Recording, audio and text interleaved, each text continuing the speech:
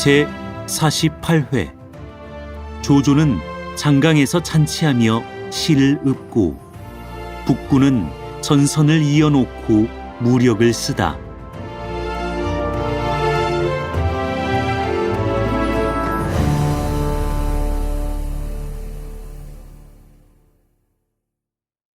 방통이 깜짝 놀라 급히 돌아보니 다른 사람이 아니라 서서다.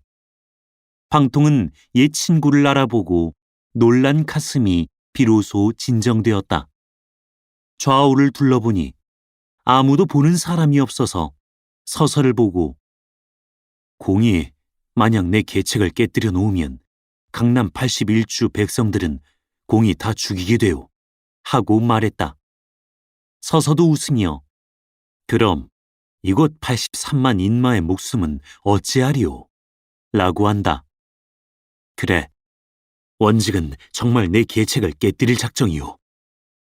내가 유황숙의 두터운 은혜를 받고 마음에 감격해서 보답하기만 생각하며 또 조조가 우리 어머님을 돌아가시게 해서 몸이 죽는 그날까지 한 가지 꾀도 내주지 않겠다고 말까지 한 터에 어찌 형이 좋은 계책을 깨뜨릴 리가 있겠소.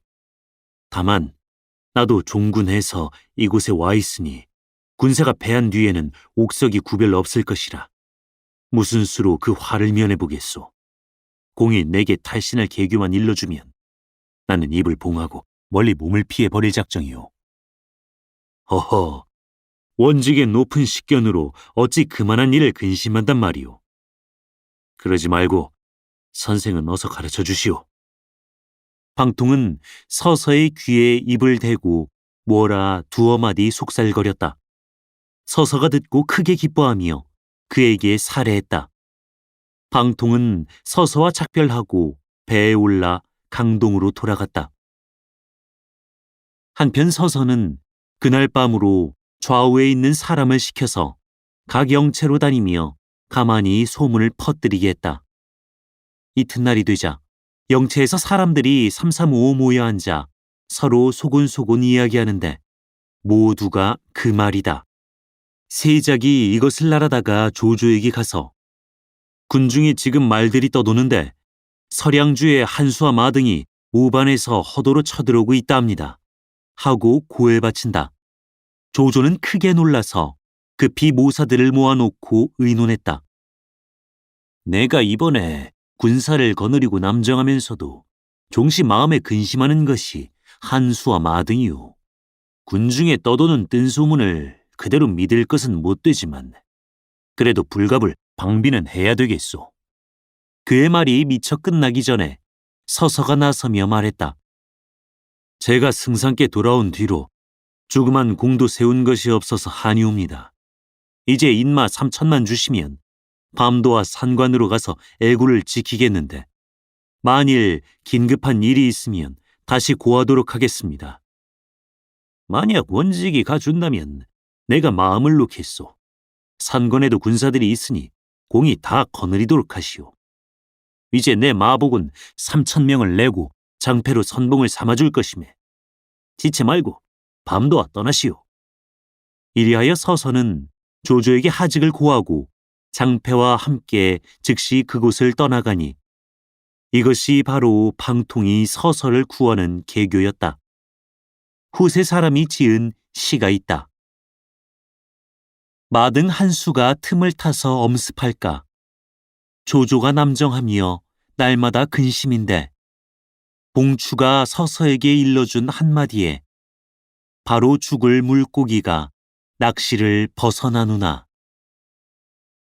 조조는 서서를 떠나보낸 뒤에 마음이 조금 편안해서 말을 타고 먼저 강가의 육지 대체부터 둘러보고 다시 수채를 돌아본 다음에 한 척 큰 배 위에 올라 중앙에 수자기를 세워놓고 양옆 수채 선상에는 국노수 1,000명을 깔아놓고 자기는 그 위에 좌정했다. 때는 바로 건한 13년 동짓달 보름날이다. 하늘은 청명하며 바람은 자고 물결은 잔잔한데 조조는 영을 내렸다.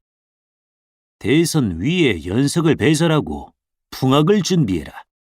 내 오늘 밤에 여러 장수와 더불어 한자리에 모이려 한다. 날이 저물자 동력산 위에 달이 떠오르니 밝기가 대낮 같아서 장강 일대가 마치 흰 비단을 가로놓은 것 같다.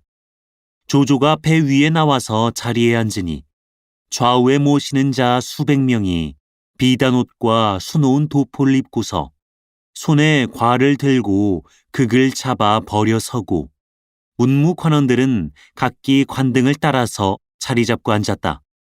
조조는 남병산 모습이 그림 같은 것을 보고 다시 사면을 둘러본다. 동편은 시상의 경계요, 서쪽은 하구의 강어귀요, 남으로는 번산이 바라다 보이고 북방은 오림이라 사면이 광활하다. 그는 은근히 기뻐서 여러 관원을 돌아보고 말했다. 내가 의병을 일으킨 뒤로 나라를 위해 흉포한 무리를 초멸해오되 사해를 소청하고 천하를 편안히 하기로 맹세했소. 이제 남은 것은 강남인데 내 100만의 대병을 거느렸고 또한 제공의 힘을 믿으니 어찌 공을 이루지 못할까 걱정하겠소. 강남을 항복받은 뒤에 천하가 무사하거든 내 한 번 제공과 더불어 부귀를 누리고 태평을 즐겨볼까 하오. 문관과 무장이 모두 일어나서 살해했다. 원컨대 빨리 개가를 울리고 저희들 모두 종신토록 승상의 은택을 입고 싶습니다. 조조는 크게 기뻐하며 좌우의 명에서 술잔을 돌리게 했다.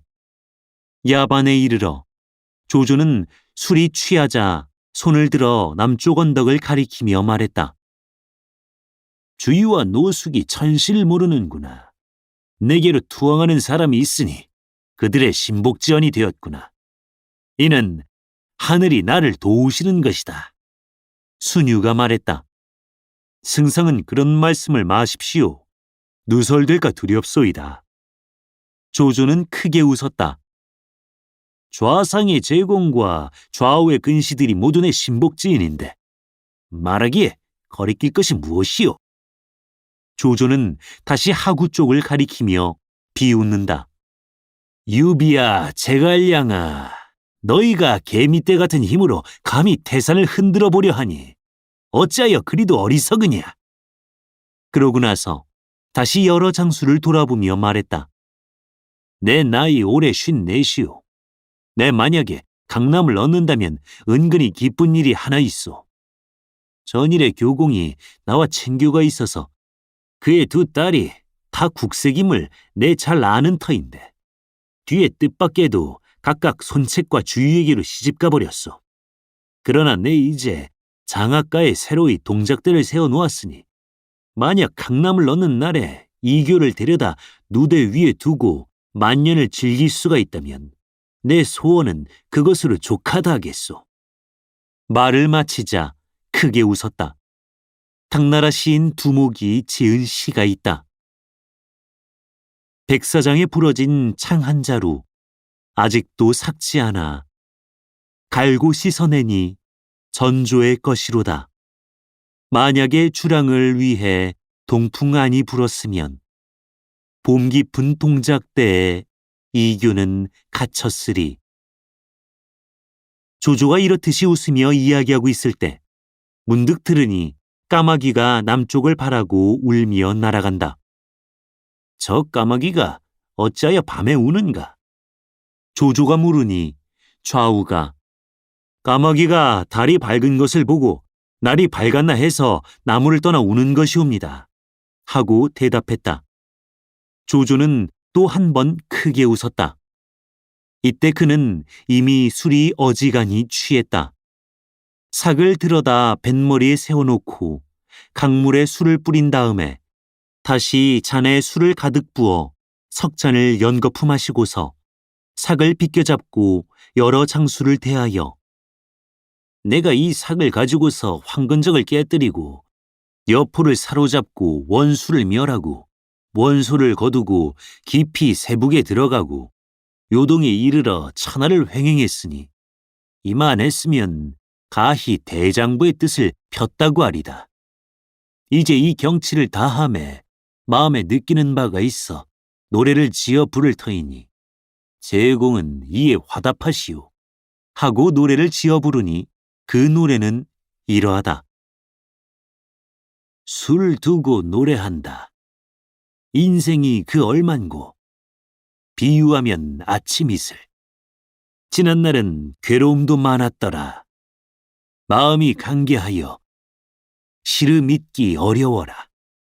무엇으로 시름 풀고 다만 술이로다. 푸르른 그대 옷깃 유유할사 이내 마음.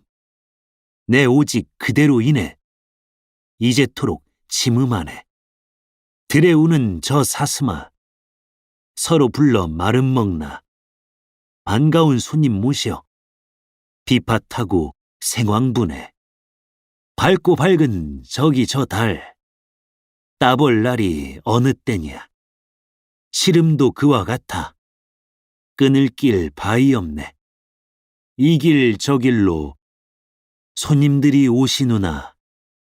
오랜만에 서로 모여 옛 은정을 생각한다. 달은 밝고 별 드문데 나무로 나는 까맣같이 나무를 3번 둘러봐도 의지할 가지 없네. 산은 높다 실어 않고 물은 깊다 마다않네. 주공이 밥 뱉으니 전하가 돌아왔네. 조조가 노래를 다 부르고 나자 여러 사람이 화답하며 모두 웃고 즐길 때 문득 좌중에 한 사람이 나선다. 바야흐로 대군이 대치하여 장수와 군사들이 목숨을 바치려고 하는 때 승상께서는 어찌하여 그처럼 불길한 말씀을 하십니까? 조조가 보니 양주 자사로 있는 패국상 사람으로 성은 유, 이름은 복, 자는 원영이다.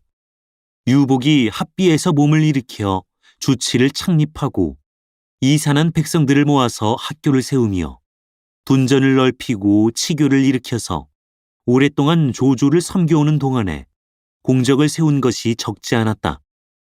조조가 한 손에 삭을 비껴잡고 내 노래 무슨 불길한 것이 있다고 그러?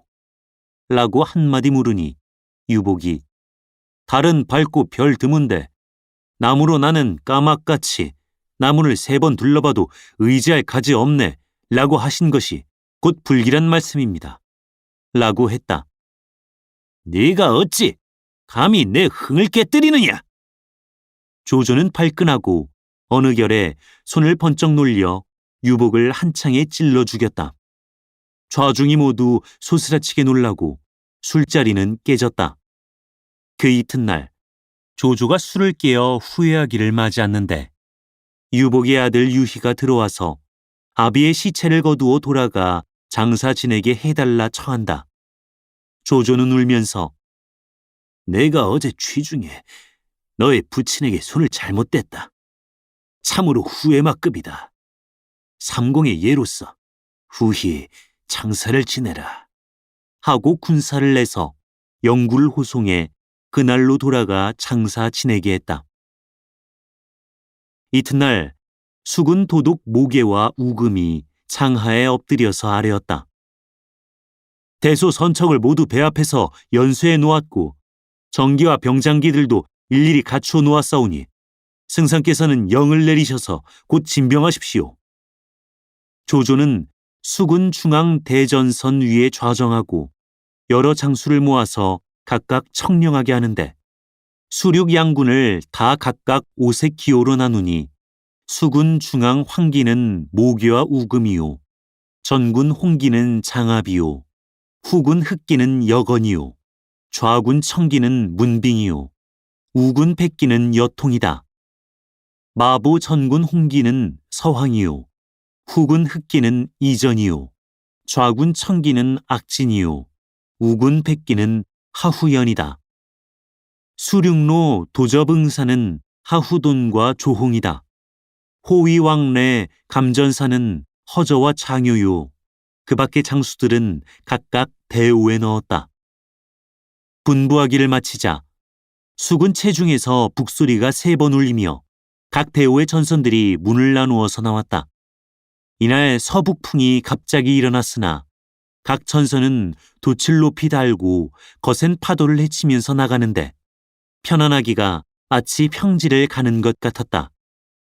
군사들이 선상에서 조아라고 뛰며 용맹을 뽐내 창으로 찌르고 칼로 치되 전후 좌우 각 군의 기호들이 서로 뒤섞이지 않고 또 작은 배 50여 척이 그 사이로 왕래하며 일변 경계하고 일변 싸움을 재촉한다. 조조는 장대 위에 서서 조련하는 것을 바라보고 크게 기뻐하여 반드시 이길 방도라고 생각하며 영을 내려 돛을 내리고 차선을 따라서 각체로 돌아갔다. 그리고 그는 장상에 올라 여러 모사를 보고 말했다. 만약에 하늘이 나를 도우시는 것이 아니라면 어찌 봉추에 묘기를 얻었겠소. 쇠밧줄로 배들을 연결해 놓으니 과연 강을 건너는 것이 평지로 다니는 것처럼 수월하오. 정욱이 있다가 배를 모두 연쇄해 놓으니 평온하기는 합니다마는 다만 저들이 만일 화공을 쓰기라도 한다면 피하기가 어려울 것이니 불갑을 방비하셔야겠습니다. 라고 했다.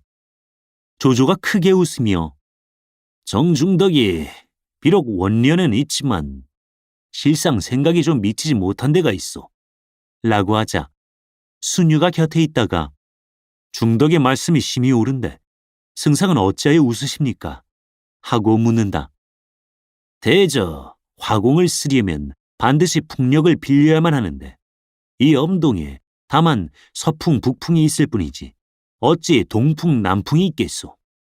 우리는 서북 쪽에 있고 저들 군사는 모두 남쪽 언덕에 있으니 만약에 불을 쓴다면 도리어 저편 군사들만 태워버리게 될 텐데 내가 무엇이 두렵겠소. 만약에 10월 소춘 시절이라면 내가 벌써 방비했을 것이오. 여러 장수는 모두 복배한다. 승상의 고견은 여러 사람이 미칠 바가 아닙니다. 조조가 장수들을 돌아보며 청주 서주와 연과 대의 무리가 배 타는 데 익숙하지 못하니 이제 이 계책이 아니면 무슨 수로 이 험한 대강을 건너보겠소. 하고 말하는데 이때 반열 가운데서 두 장수가 앞으로 썩 나섰다.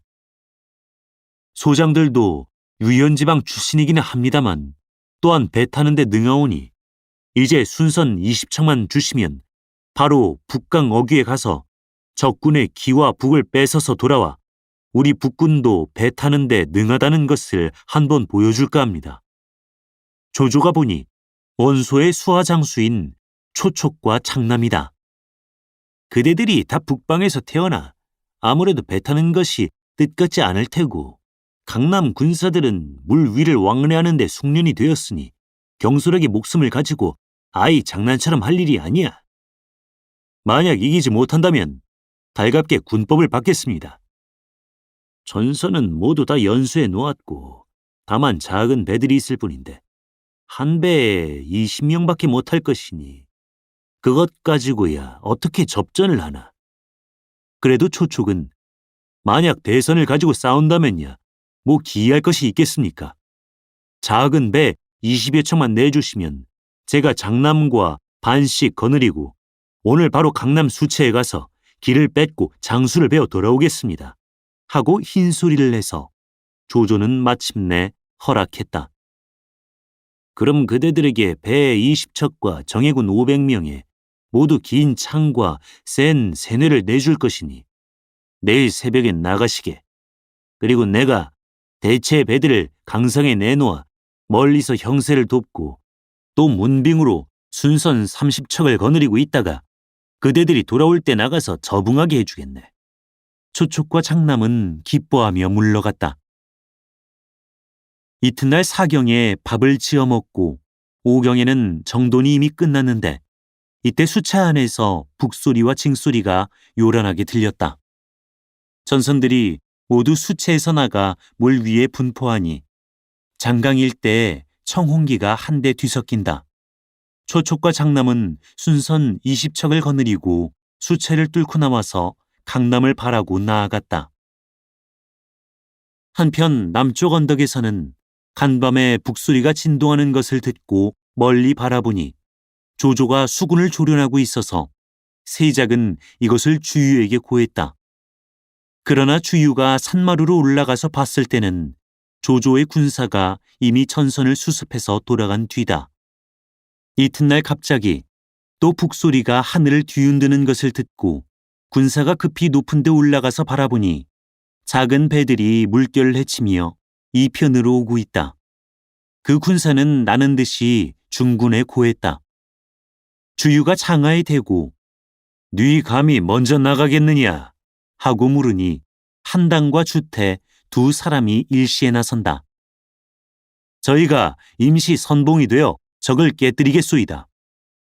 주유는 기뻐하며 각체의 영을 전해 더욱 엄하게 수비하며 경망되이 동하지 말라 했다. 한당과 주태는 각기 순선 5,000씩을 거느리고 좌우로 나뉘어 나갔다. 이때 초촉과 장남이 한갓 저희 용맹만 믿고 작은 배를 급히 몰아온다. 한당이 가슴을 가리는 갑옷을 입고 손에 긴 창을 들고 뱃머리에 서 있다. 초촉은 제 배를 앞장서 쳐들어가게 하며 군사들에게 명해서 한당의 배에 대고 어지러이 화살을 쏘게 한다. 한당이 방패를 들어 화살을 막는 중에 초촉이 긴 창을 꼬나잡고 한당에게로 달려들었다. 그러나 서로 창끝을 어우르자 한당이 한 창에 초촉을 찔러 죽이니 장남이 뒤에서 크게 부르짖으며 쫓아 들어온다. 이때 곁에서 주태의 배가 앞으로 나왔다. 장남이 창을 꼬나들고 뱃머리에 서서 양편의 사수들을 시켜 화살을 어지러이 쏘게 하는데 주태는 한 손에 방패를 들고 또 한 손에 칼을 들고 서 있다가 두 배의 거리가 7, 8척쯤 되었을 때 몸을 훌쩍 날려서 장남의 배로 건너뛰자 번개같이 칼을 올려서 장남을 찍어 물속에 쳐박고 그 배에 탄 군사들을 닥치는 대로 쳐 죽였다. 다른 배들이 황급히 도망쳐 돌아갔다. 한당과 주태가 배를 재촉해서 그 뒤를 쫓는 중에 강 한복판에 이르자 마침 문빙의 배가 마주 나와서 양쪽에서는 배들을 버려놓고 한바탕 어울려 싸웠다. 이때 주유가 여러 장수를 데리고 산마루에 서서 강북의 수면을 멀리 바라보니 몽동 전선이 강 위에 버려 섰는데 기치호대 모두 차서가 있고 머리를 돌려보니 문빙이 한당과 주태와 대치하다가 한당과 주태가 힘을 다해서 들이치자 당해내지 못하고 배를 돌려서 달아나는데 두 사람이 급히 배를 재촉해서 뒤를 쫓는다. 주유는 두 사람이 중지로 깊이 들어갈까 두려워 흰 길을 휘둘러서 부르며 군사들을 시켜 징을 치게 했다. 두 사람이 곧 노를 저어 돌아왔다. 주유는 그대로 산마루에 서서 강 건너 전선들이 모조리 수채로 들어가는 것을 바라보다가 여러 장수를 돌아보고 물었다. 강북의 전선이 마치 갈대같이 빽빽하고 조조가 또 꾀가 많으니 무슨 계책을 써서 깨뜨려야겠소. 여러 사람이 미처 대답하기 전에 문득 보니 조조의 수채 중앙에 세워놓은 환기가 바람에 부러져서 강 가운데 날아가 떨어졌다. 이것은 상서롭지 못한 징조야. 하고 주유가 크게 소리내서 웃으며 그대로 바라보고 있을 즈음에 갑작스레 광풍이 크게 일어나서 강 가운데 파도가 언덕에 부딪히더니 깃발이 바람에 휘날려서 주유의 얼굴을 때렸다. 주유는 언뜻 한 가지 일이 마음에 떠올라서 한 소리 크게 부르짖고 그대로 나자빠지며 입으로 피를 토했다. 여러 장수가 급히 달려들어 구호했으나 주유는 그저 인사불성이었다. 금방 웃다가 문득 또 소리 지르니 북군을 깨뜨리기가 과연 쉽지 않구나. 필경, 주유의 목숨이 어찌 되려는고. 다음 회를 보라. 사단법인 올제 제작, 낭독 공준호, 번역 연변인민출판 삼국지 번역팀.